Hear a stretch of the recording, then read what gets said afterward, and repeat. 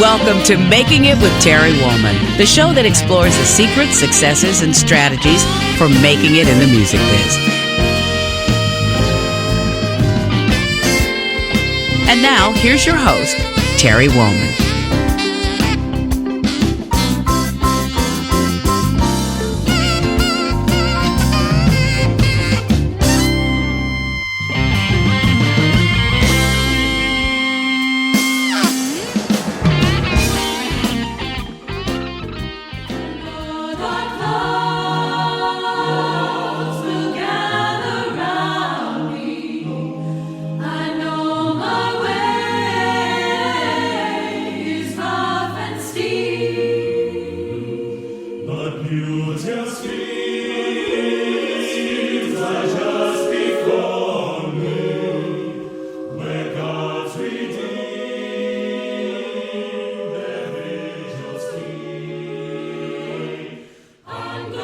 Welcome to episode number 142 of Making It with me, your host, Terry Woolman. I really appreciate you joining us every week. It means a lot to me to share these stories and really incredible conversations and guests with you. So thanks for supporting the show. I'd like to thank Blue Microphones for their technical support in continuing to bring our show to you during this world health pandemic. And please continue to stay mindful and safe as we all work together as a global community to get through this.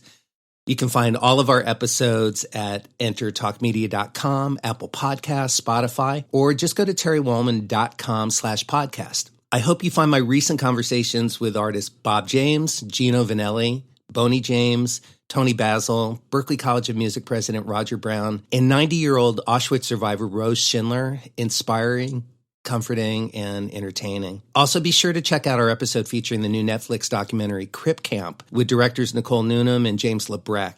The film was executive produced by Barack and Michelle Obama.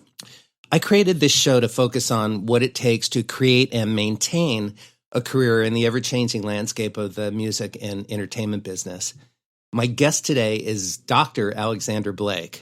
Conductor and choral arranger Lloyd Balck is the founder and artistic director of Tonality, a new choral ensemble focused on spreading a message of unity, peace, and social justice through a culturally diverse choral setting.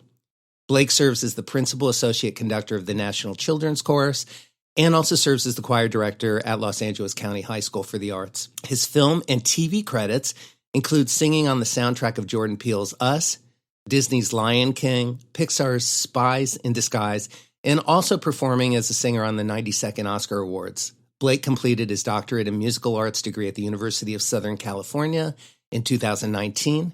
His Master of Music was completed at the University of California, Los Angeles in 2014, and a vocal performance degree completed at Wake Forest University in 2010.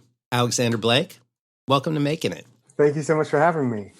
My pleasure. It's always great to talk with you, and I'm excited about spending an hour with you for some unedited conversation about music and life in the world. Let me start off by just saying congratulations on finishing your doctorate. Thank you. Yeah, it's a lot to be proud of. Yeah, there's a lot of school. Yeah. So glad to be done. Right. Glad to be done. Yeah, absolutely. So not ignoring the pandemic, I just wanted to say, how are you holding up? I know it's been challenging for so many of us, certainly performance-wise. That's off the table for now. Although you and so many of us have been doing virtual performances that we'll be talking about. But, also just being isolated. You're used to being around a lot of people. How you feeling? How you holding up? Yeah, I actually probably have not been this busy in a very long time. I'm on Zoom teaching lessons and as of late, having a lot of conversations around, the subjects that are leading our field in terms of diversity and inclusion internationally as well. So I feel like I've definitely kept up my social skills. Finding other ways. It is unfortunate to not be able to perform. I would say the summer is a little bit of a lighter time anyway. So I think certainly missing that from, March on. But just trying to find other ways to stay busy and to stay motivated. And there's certainly a lot to do even in this time. So Yeah, we've been talking about doing this interview for a while, and it actually got harder to pin you down than easier once the pandemic hit. Yeah, I know it's crazy. Who would have expected that? I know so many of us musicians are trying to find ways, to keep our art form going, and so I feel very blessed and fortunate to have found some opportunities to get involved.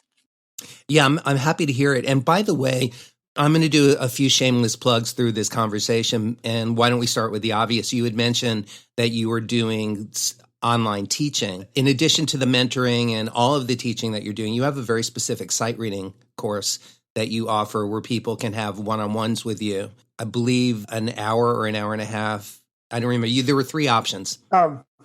Right. Yeah. Usually, most of the students just choose an hour, but there are options for an hour and a half. I have done a 2-hour session, but it was sight reading and conducting. How can people find you so that they can sign up? Sure. They can go on the website. There is a website, alexanderlblake.com/lessons, and you can see all of the options there. Thank you for that. And why is it important to you? I mean, obviously, you are a believer in education, but I know that your intention in addition to making a living and sharing information, teaching is a part of what we all do, or so many of us, and it's a very important part of what we do. But there's a deeper level of intention in you wanting to teach sight reading to, can I say, level the playing field or just up everybody's game regarding diversity? Yes. I mean, generally, what I have found is that, vocal education programs throughout education systems and beyond sometimes do not prioritize reading. And so I found that through my education, kind of going up through singers, and especially after I joined the union, joined SAG-AFTRA, and started to see, some of the requirements to get in some of the rooms in terms of, film sessions. Sight reading is definitely a skill that is needed.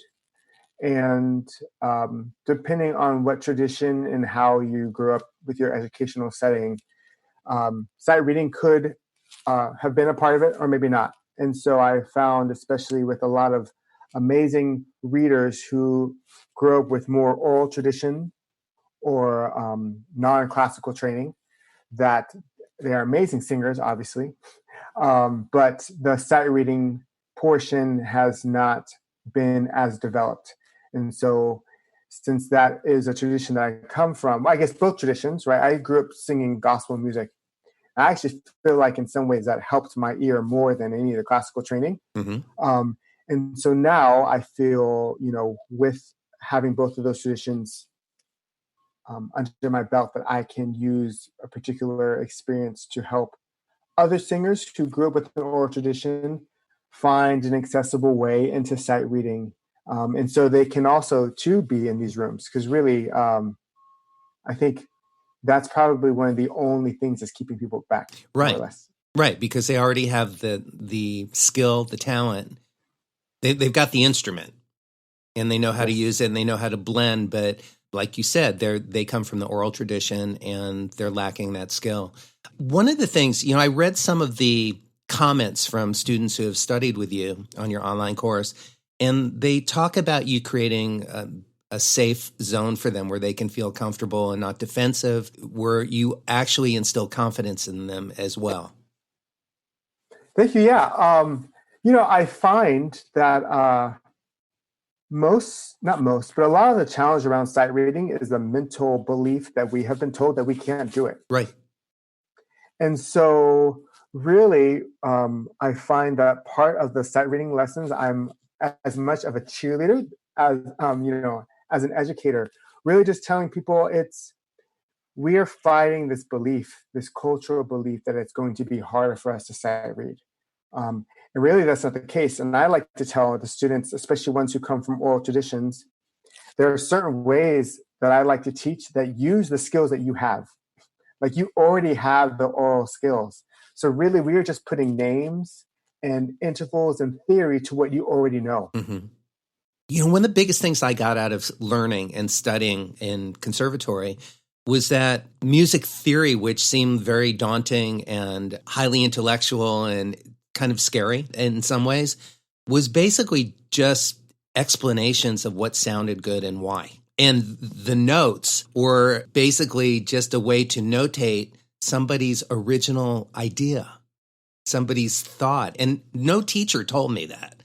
It was an observation in watching how I was responding in school with either embracing and or being intimidated by information. And then I just realized it's like learning how to read a book. And then you can lose yourself in a Stephen King novel or something that was written 200 years ago. And certainly, obviously, with music. Bach or Mozart, they were musicians.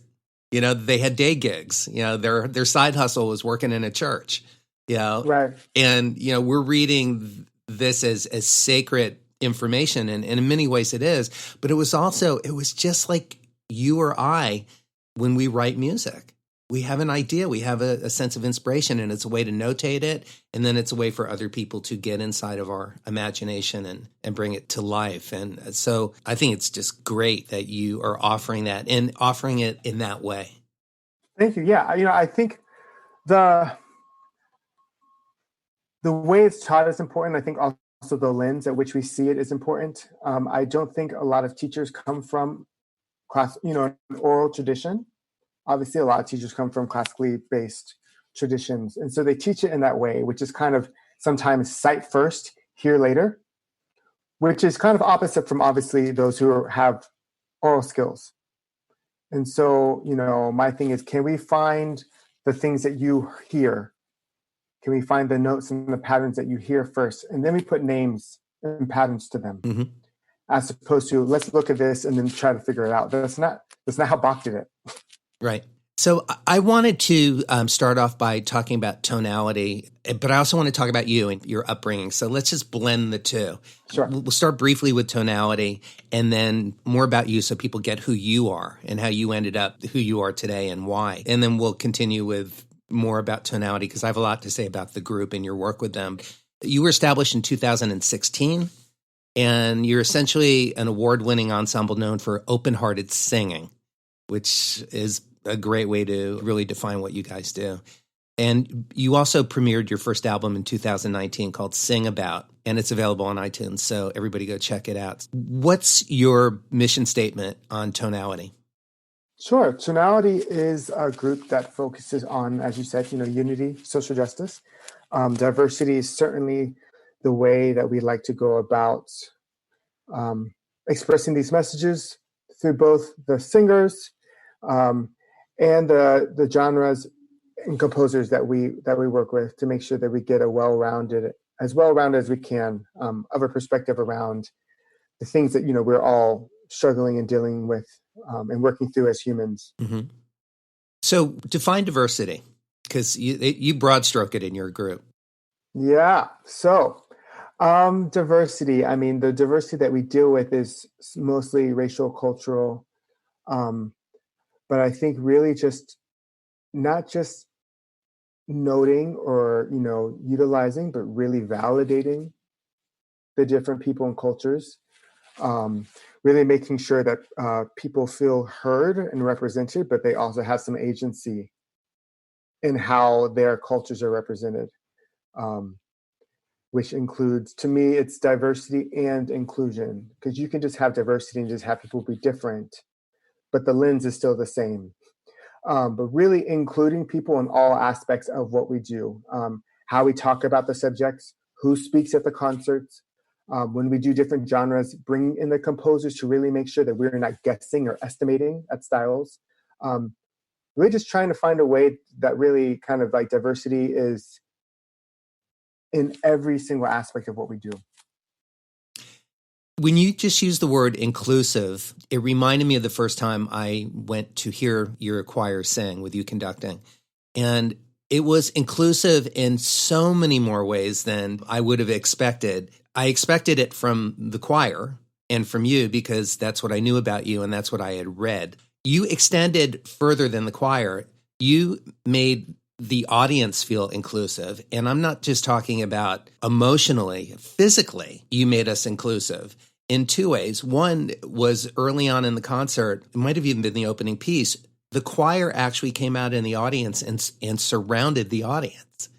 So wherever you sat and whichever way you turned your head, you were hearing the music. You were inside of it, literally. I immediately felt included in your process. And it was really pretty great for me. And for everybody, just looking around. But I also love that you didn't just put the sopranos on the left and the tenors on the right.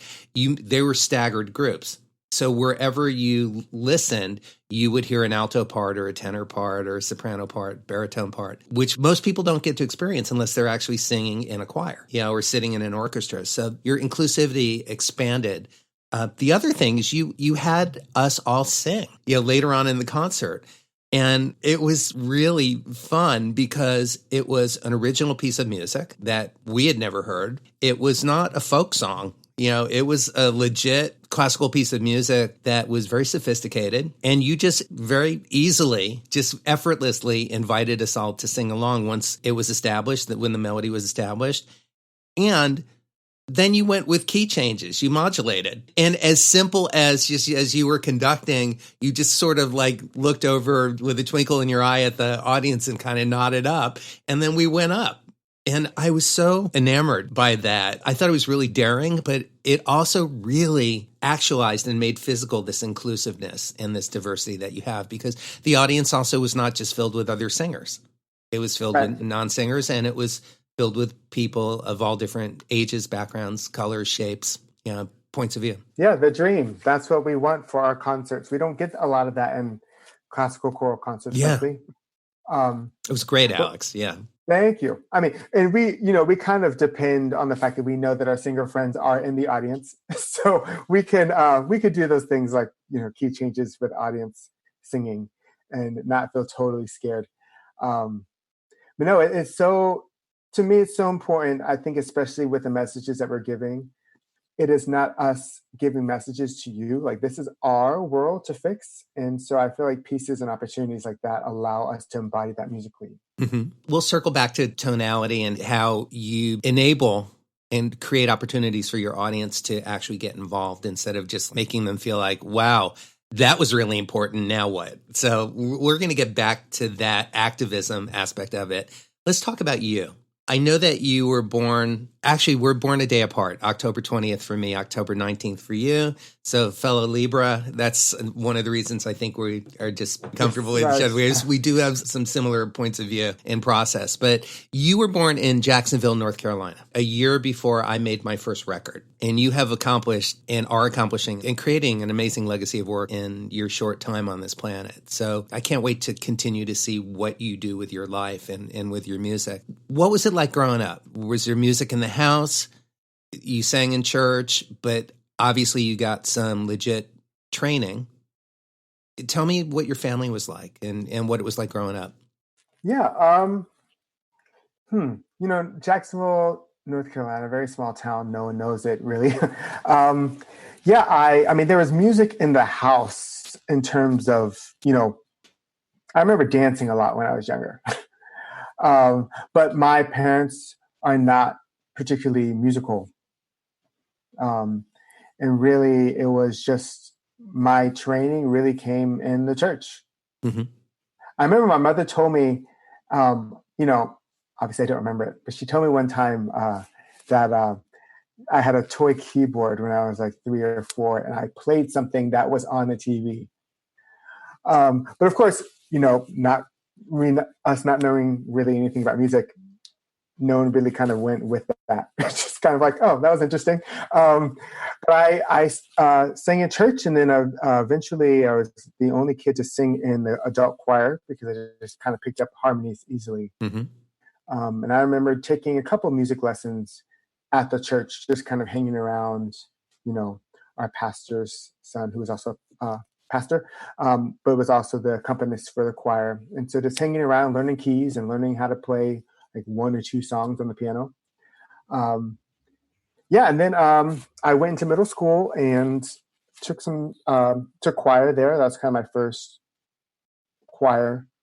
And my middle school teacher taught sight reading, Brad Benson, amazing teacher, taught sight reading a little bit before each class. And to me, it just always made sense. Like I was going to major in math. So to me, sight reading and theory is numbers. At least it's a system that you can count on in so many ways that we can't count on other things sometimes. Yeah, I just kind of grew up and still really loved theory and did honors choir, and that was kind of my hook into choral singing. And then just kind of kept going through high school. I went to a summer program at Governor School. It's called Governor School. And that was kind of the place, and that was the summer that I realized, I thought I'm just a nerd for my town, my small town. And then I went to Governor School, which was a statewide, summer program, and realized, I might know some things generally. And the weirdest thing was I took the AP Music Theory test leading into college, and we didn't offer the class at my high school. And so my thought was, I'll take the test and fail it, but at least I'll see, where I am going into college. And actually, I passed. And the first time I ever did dictation was on that test, which was exciting, but also once I got to college, I skipped the first semester, which is what you do when you get a high grade. But I realized very quickly I didn't know what I was doing. The second semester, they were doing review that first weekend. I remember they were asking things like fugue and subject. And I was like, I've never heard these words. So that was catch up. But again, because of the oral skills, I want to make this point. The days where we went over musical terms, I certainly was having to catch up. But the days that we did dictation were like, those are my days that I led, because I had that oral skills from being in an oral tradition. And so, that's kind of how things got started for me. So how did the activism aspect of pretty much everything that you do incorporate into that? Were you taught to speak your mind, or were you taught to hide who you were? Definitely hid. Okay. Definitely hid who I was. And I was certainly closeted in North Carolina. I was a young church leader. And so definitely did not feel like opening up and talking about any of that. And then, but I will say in middle school, I read every single book on slavery and civil rights in the middle school library. Like that was the on subject. Your own, or on my own. Okay. What was your inspiration for wanting to know more about that? And did your family, what was it like growing up in your family with that? Did you guys talk about civil rights and slavery? Were you told that you had to work twice as hard to get half as far, like all the traditional things that we hear? Or did your teachers encourage you, or it's just you just knew that you needed to know more about that?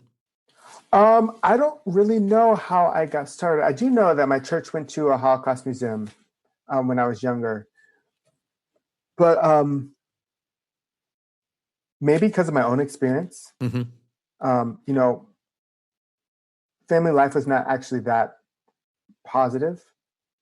Because of my own experience and just the all the things about, growing up in my household. But I don't think I really fit in.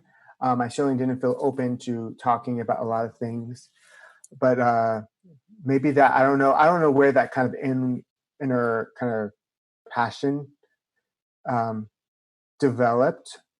Probably from church, actually. We all tend to kind of gain our own messages. And my church, luckily, was never about kind of browbeating. Like the thing I remembered was that, Jesus' love was all encompassing. That's kind of the biggest message I remember from church.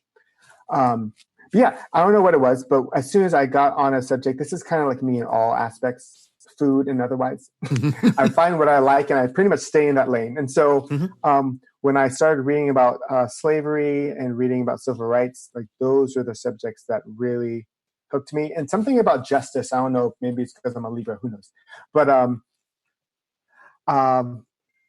remember what commercial it was that made me so mad. Was it Lucky Charms, or like the guy, like the leprechaun could never get, like something about that always ticked me off.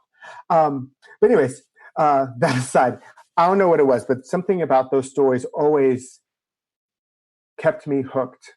And so I just really read and kind of instilled in me in a young age the things I needed to know. But I think also growing up Black and gay and Christian in North Carolina taught me a lot about identity, and a lot about kind of fighting to be oneself. Even if I wasn't prepared to have those fights at the time, I was learning kind of in silence. That makes sense. Since we're circling what's going on in this world right now with George Floyd's death and people hopefully starting to wake up and keep their eyes open, how are you relating to this, and how are you participating? One way is you just were involved in a song and a video. Why don't we start with that? Sure. Thanks. Yeah. So the video is an arrangement by Jared Jenkins, of Feeding Off the Love of the Land, which is has been originally performed by Stevie Wonder, written and performed by Stevie Wonder, in a collective now called Black Artists for Black Lives. And so really, timing is just always interesting and divine. But we had started this after the murder of Ahmaud Arbery. And I remembered calling Danielle Withers, who is a beautiful singer and songwriter in our town. And, being on Facebook and social media, having seen that she had always been posting about these issues, I just called her. We had been around each other, but hadn't been particularly, close. But we just had a conversation, kind of a short conversation, just about, what would it mean for us to respond from our own community about these things? Because, sure, this is a human issue, but it really is. And at that time, I mean, it sounds weird to talk about now when the whole world has been talking about George Floyd, but at the time, comparingly, it was silent. And so, not feeling like we needed to wait for other people to care for us to kind of make. And in my thought too, Tonality does this all the time. We use music to state about these things. And so Daniel and I, that first conversation became a couple of 2-hour conversations. And they quickly just became action. And it was so beautiful to work with her. We went right in. It was funny when we were thinking about the arranger, we both said, okay, Jared Jenkins. Oh, you said the same thing. All right, great. And it really just started to turn into this action. And then we were able to get Michael Abels in. And we always said from the beginning, this was about the victims. It wasn't about us. And I think that intention gave space for this to become such a bigger musical outlet than we thought. I mean, the project has turned out to be so much greater. We're able to get so many more people involved. And I really feel like it has been something that we as artists can offer to this conversation, but also an example of the greatness and the excellence that can come from the Black community. Because everything from the ideas, the organizing, the contracting, the arranging, the engineering and mixing and mastering, the video, all the things are done within our community. And there are certainly times where, we all want to come together as a human community.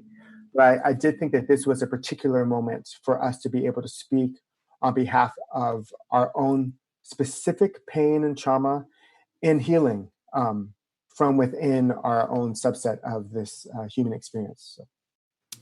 I read on your website, I believe, I'm going to read a quote of yours speaking to this. Murals are not change. Removal of statues is not change. Statements in black squares are not change. Playing Lift Every Voice at a sports game is not change. Removing problematic symbols on syrup is not change. I'm paraphrasing now, leaving out a section. I say this to say that we cannot let up, we cannot stop screaming, and we cannot settle. We are too close to seeing and realizing actual change to celebrate an increase of awareness. Keep fighting. Fight as if we have just scratched the surface, because that is where we are. Those are powerful words, and you are stepping up and living that truth. I think it's so important right now for people to get back. You've been doing this for a long time, but to get back to using music to influence culture and politics, which happened a lot back in the 60s. You know, Gil Scott-Heron, the revolution will not be televised. We could keep quoting all day long, not just black artists, white artists, but people shook the tree using art. And I think it's really commendable that you are doing that consciously and using it to continue to go deeper than just scratching the surface of creating change and maintaining change. I don't even know where to begin. I mean, what's the hardest part of getting people to wake up or stay woke or to be involved? And what needs to happen? In your heart, what do you want to see happen here?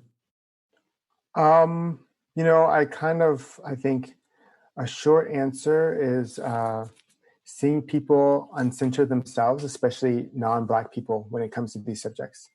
What I have found is, it's funny, when I first moved to California, coming from North Carolina, and certainly have had my incidences of, outward racism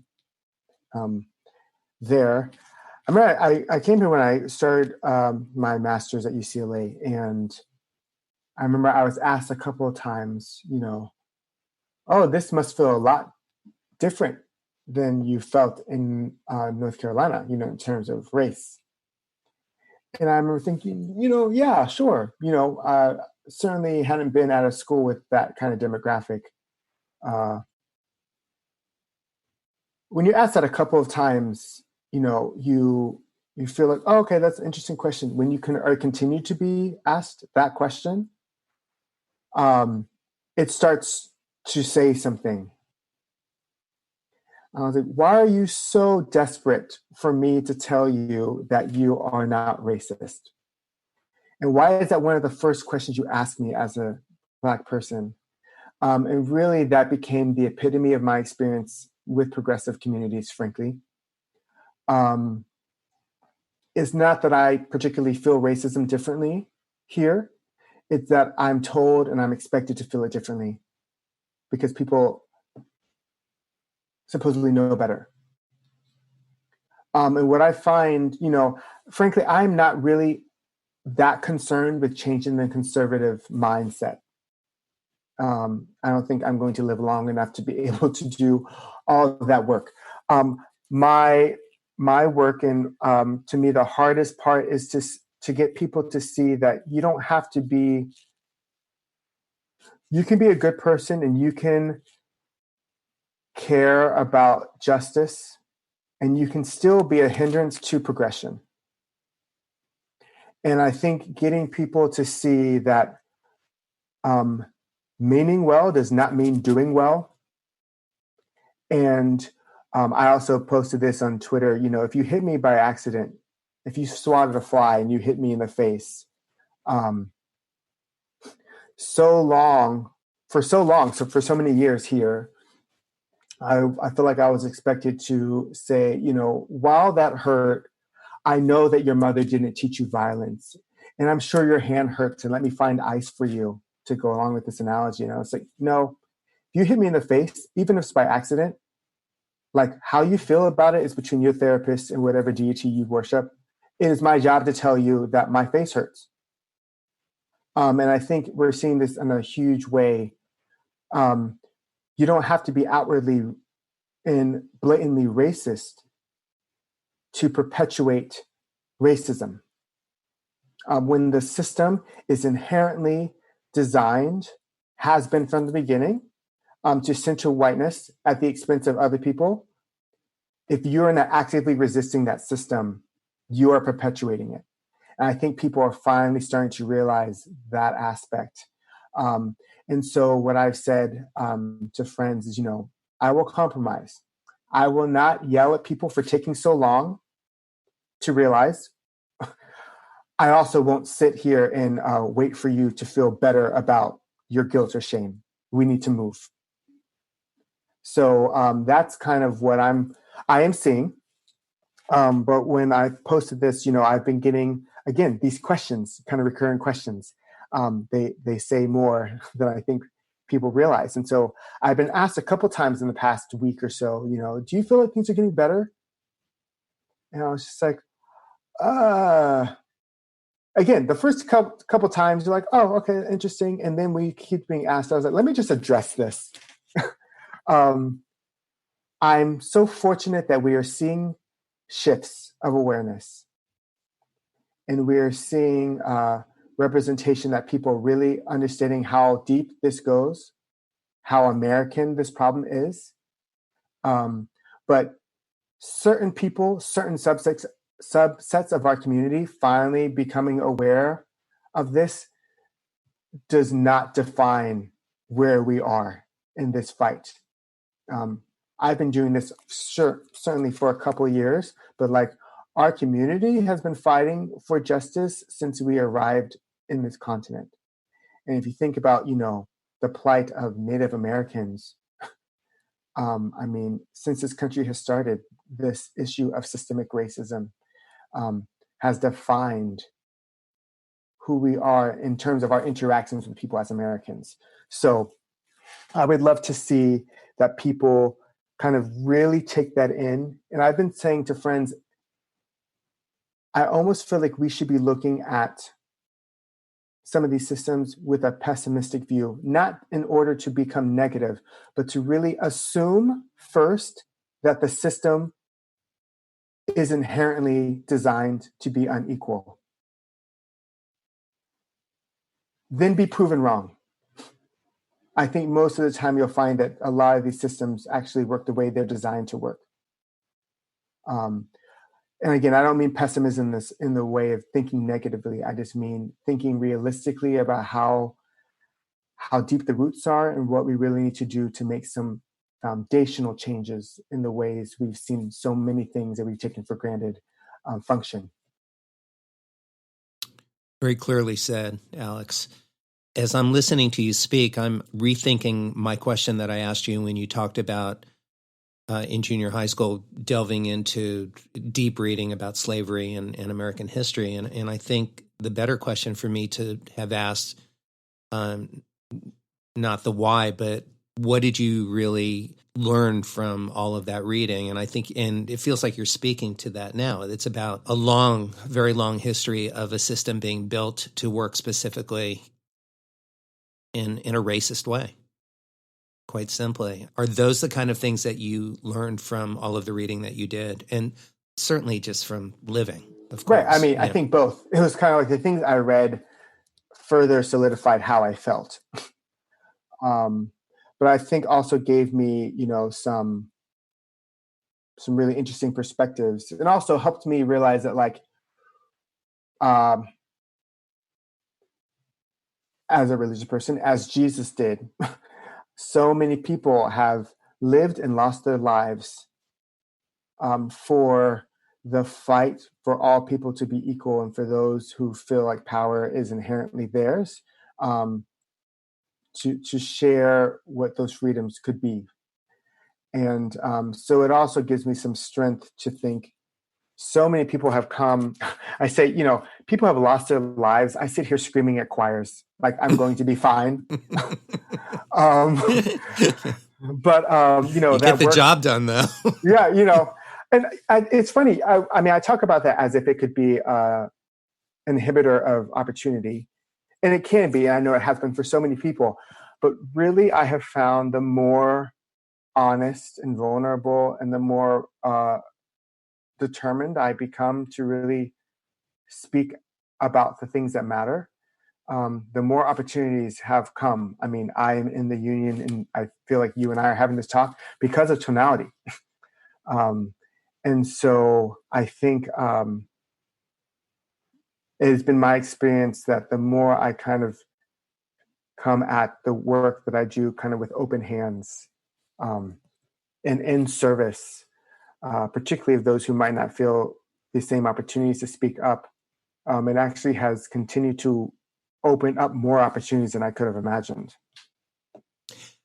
Yeah, and as I said earlier, I can't wait to see what you continue to do with the rest of your life. I think that you were just scratching the surface of the greatness of the work that you are going to continue to be a part of and to initiate as well, because you have a really strong intention, and it is not limited. It's actually advanced by your musical gift and skill. And they're two separate things, very connected, but you are as great of a singer and conductor as you are because of the hard work that you've put in, not because you just were born with a great voice. Your foundation, with Tonality, you are involved with a lot of people who are activists. I know that you have learned ways to not just motivate and shake the tree again, to get people to feel anything, to feel uncomfortable, to feel compassionate, empathetic, to feel concerned, to feel upset, to actually take in the injustice that we're talking about that continues to live and persist. What are a couple of tips for people who want to get involved or do something that helps be part of the movement? And when I say the movement, I'm just talking about the big picture, diversity, which is the original intention of Tonality. Sure. I think the first thing would to recognize the ways that the environment could be more diverse. There are some of these, again, systemic things that might take a while, but some of the changes can be made immediately. For example, I don't mean to put you on the spot. You don't need to answer, but we're talking about like in film and television to create opportunities for more people of color to step into positions that are available and not in stereotypical ways. Mm-hmm.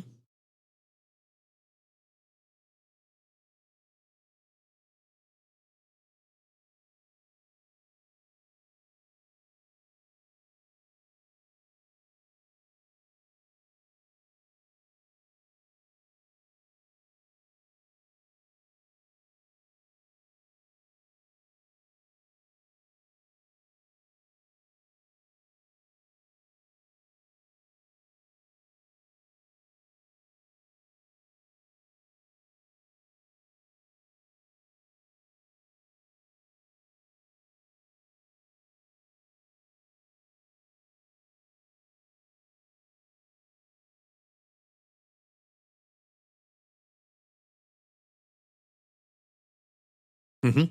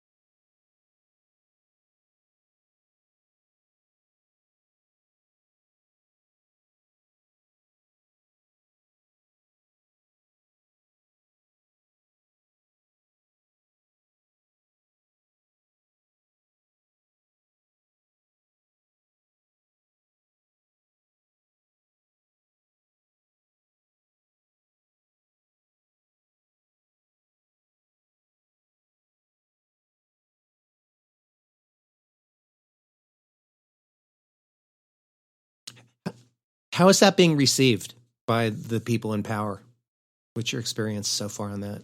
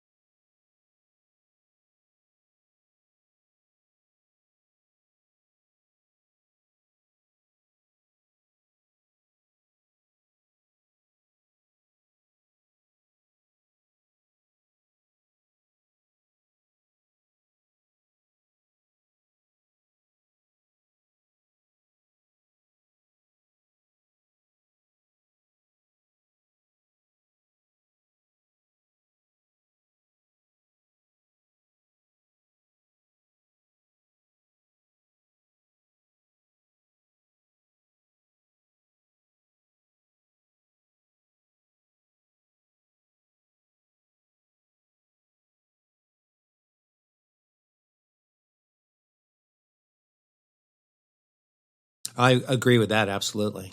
It is a benefit to everybody. Although I would imagine I don't even imagine, I know that there are a lot of people I see that would disagree with us on that. Sure. And it's disheartening, shameful, embarrassing, disappointing. But there are a lot of angry people and, a lot of people still in our country that live in fear, anything that might be different from them or anyone. And it's hard to create change. Yeah, and it's so much more than just kind of to me, than just the ignorance factor. I think a lot of people have tied their identity and their successes, at least their self-worth and how they see themselves, to this idea of this inherent, I'm better, I have more because I've done more in my tradition, in my family. They worked hard, and this is why we have what we have. And again, you can't take away from people's experience, but there's also a perspective of some of what we have is due to the systems in place. In the same way that me becoming a doctor of music was certainly laid out because my mother was an educator and got her master's. And so, you couldn't live in my house and not make good grades. So like that to me, it wasn't something that I had to see. Like I always knew that education was a way to excel. Yeah. A lot of people don't have that. My parents were teachers also. Right. I grew up with education in the house. And so I think, vision is so important and representation is so important. And I think, I know we're kind of going over time, but my mother explained this experience to me, which I thought was very, very important. I asked her for a college class to tell me about her experience and her opinion about segregation and integration. My mother is the fourth of five children, and the fifth, my aunt, was the only one to actually switch from segregation to integration in high school. And I asked her what she thought about that, and she actually said that she thought that integration, as it was exercised, was actually poisonous. And I remember thinking, what? Like, I mean, I'm at one of the widest colleges at this time in my life, and I was just like, well, what is that? How is that possible? And she explained to me, when she was at her high school, her segregated high school, you had Black leaders. You had Black teachers, you had Black principals, the community was secure with Black lawyers, Black doctors. And when all of these things integrated, they integrated the children, but they certainly were not going to let Black people teach white kids. And so all of a sudden you lost all of the vision and representation of power. And she said, it's so much harder to have to go through life. And I felt this way, again, why Tonality started. So much harder to have to go through life imagining. I mean, you'd see certain examples, but I was not taught. I had one Black history teacher through my, 30 years of education. You're talking about through college? Through my doctorate. Wow. And we're not talking about music. I'm just talking about I had in middle school. And I just say, I guess we had one principal in my high school for a couple of years. But that was what I saw. And I think, we look at all of these environments, including the union. And when you don't see people who look like you in power, it is very hard to imagine that and to try to become it. And so I think it's really important to kind of keep that in mind. Yeah. That's well said. I have a personal question before I get to my closing questions, and something I'm curious about you because I know you're highly disciplined. I'm wondering about time management for you. Like, how do you manage your time? Do you consider yourself disciplined? And also, how do you balance, or do you balance, art, family, and business? Lately, I've gotten better. I mean, right after George Floyd, I think a lot of choirs were trying to figure out how to move in this diversity realm. And we're looking to the couple of choirs that had made this a part of the mission. So at that time, there was no balance. I was receiving calls and, after kind of being exhausted and really kind of being very selective with who I talked to, I remember thinking, these are the conversations I've been trying to have for years. So it might not be easy, but like, this is the time where the platform is set up. You might as well step in, and make change where you can. So that was a lot. But I will say, I have been better about taking time. I start the day at the gym. That is kind of my time. Good. And I think I've made time, to check in with friends. I'll go on walks. I need to be probably more disciplined about setting that time aside. But certainly I feel that I disciplined, I don't know, focused for sure. Right. For including, since your whole world is about inclusiveness, include fun time. To schedule that in so that you have a long, long, healthy life. Yeah, I'm working on that part. Yeah. Well, I hope to be able to continue to encourage you, because I know, as someone who put myself through college and didn't have anyone to kind of lean back on, to fall back on in my family financially, I missed out on a lot of fun. But I fortunately had friends, so I'm repeating, continuing and carrying the torch of that, who made sure that I needed to understand that it wasn't all about work, that it's also about content, not just form. You have to have something to say. And I know that you have a lot to say about social activism and your passion and your pain and your rage and disappointments and all of that. But it's also just really important to learn how to cook or take up hobbies, plant zucchinis. That's a confidence builder. Yeah, I think I found that, I certainly have been like cause focused, but I think really in fighting these causes, I wasn't able to see me for all of me for such a long time. And so I think in some ways it was just easier to ignore myself and to fight these things. But I think now, as I get older, and I will say one thing for being out here is I've been able to kind of really accept all the parts of me that I had to kind of put on the side. I'm learning through talking about these things and really kind of discussing all the issues and intersectionality and, all these things to see and value who I am. And so that certainly has allowed for me to have more time and more space to just be. Right now is the time to shout, but also I do think slowly I'm finding that and finding more friends, finding more allies, people are certainly shouting in so many beautiful ways. And it's like, I can watch and sit back at times too. I'm finding there's now a little bit of room for that too. Good. I'm glad you're seeing it, because when I look at you, from the very first time I met you, I see a magnificent person. That's what I see when I look at you and when I talk with you. So in addition to your ability and talent, which I have deep respect for, but what's behind it is really the reason that we're friends and the reason that I wanted to share your story and will continue to. My closing questions, Alex, are, since the show is called Making It, what does making it mean to you, both personally and professionally? And also, can you share 3 tips for success that have driven your career?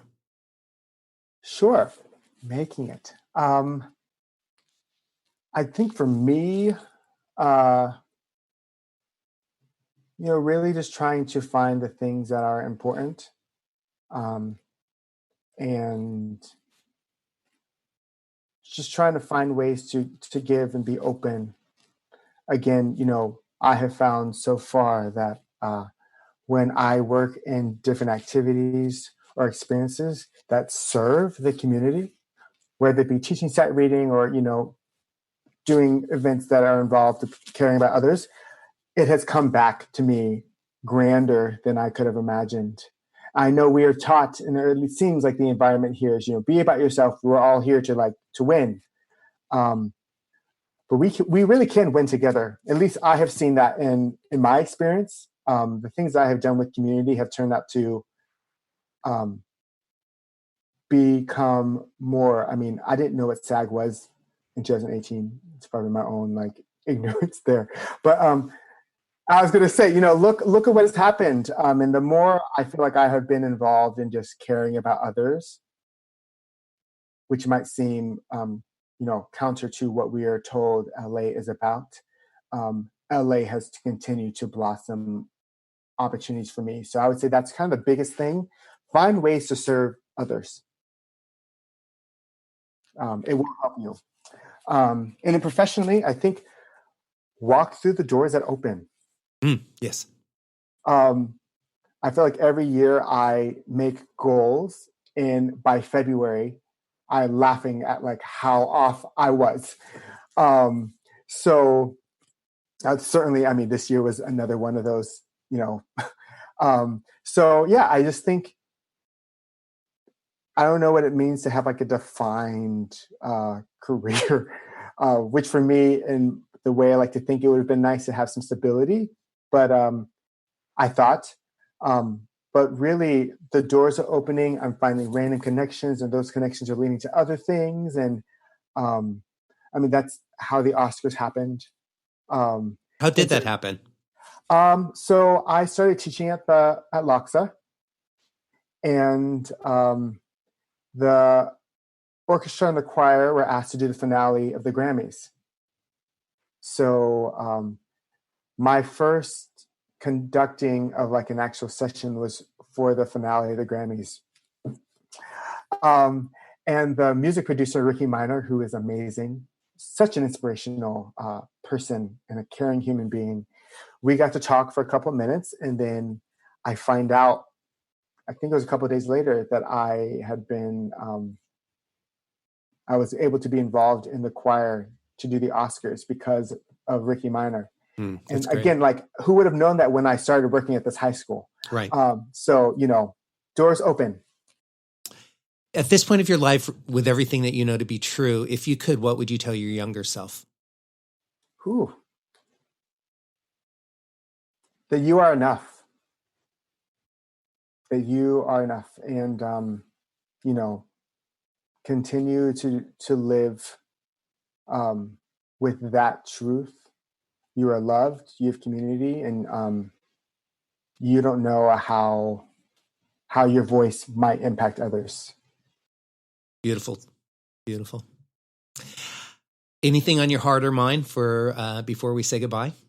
Yeah, well, first, thank you so much for this opportunity to speak. It's always good to talk with you. I will say just some things for Tonality that are coming up. We are going to be doing a fundraiser at the end of the last 2 weeks of July, starting on the 17th. And then our next season, I know COVID times, everyone's wondering who's doing what, how. We are going to be producing virtual videos, but they won't just be videos of the choir, but trying to stick to the ways and the issues that Tonality cares about. The videos will be about the issues, and we'll be doing interviews with composers and organizational leaders. So hopefully people will tune in. These causes don't go away just because we can't perform live. And so we certainly will be finding more ways. And I think actually some kind of innovative ways, now that we are at home and we can reach more people, to really help to further engage people in the causes that matter to all of us. If people want to find out more about any of the things that are going on with Tonality and with you, one good place to go to is alexanderlblake.com. You've got Instagram is Alexander L. Blake, and Twitter at Alexander L. Blake. Easy to remember. You're right. And your Facebook page, which is a little more formal, which is facebook.com/Alexander Lloyd Blake. Alex, thank you so much for spending this time with me, for making the time.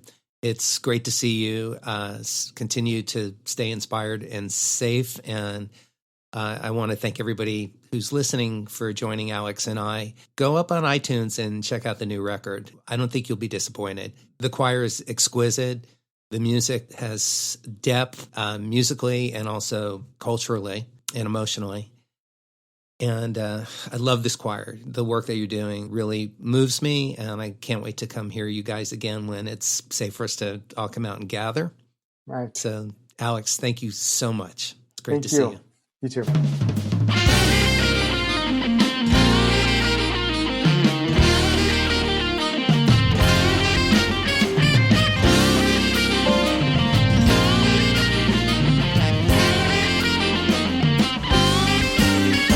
Tune in again next week for another great episode of Making It with Terry Woolman.